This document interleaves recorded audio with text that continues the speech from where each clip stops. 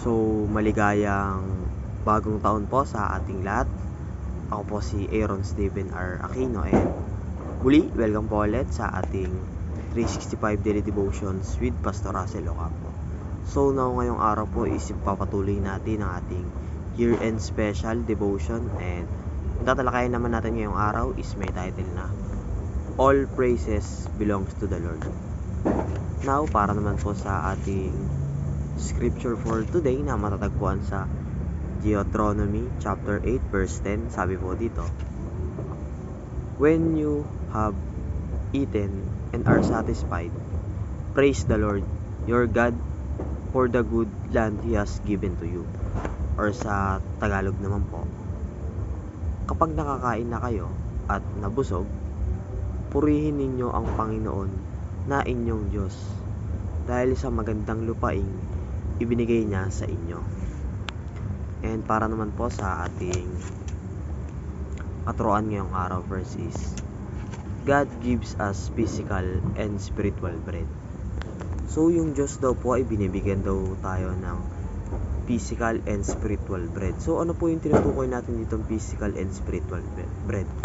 So yung physical bread po is, ito po yung mga, kumbaga yung mga pangangailangan na ibinibigay sa atin ng ating Panginoon, gaya ng ating pagkain, which is yung literal na kinakain natin. So ayun po yung tinuturing dito na physical bread, na kung saan ayun yung nagpapalakas ng ating physical na katawan.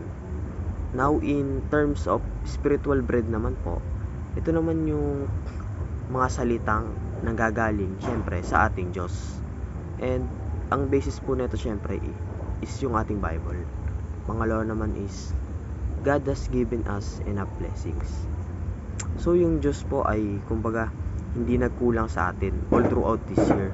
Napunan po niya yung kung ano man na ating mga pangangailangan, at the same time hindi niya po tayo pinabayaan.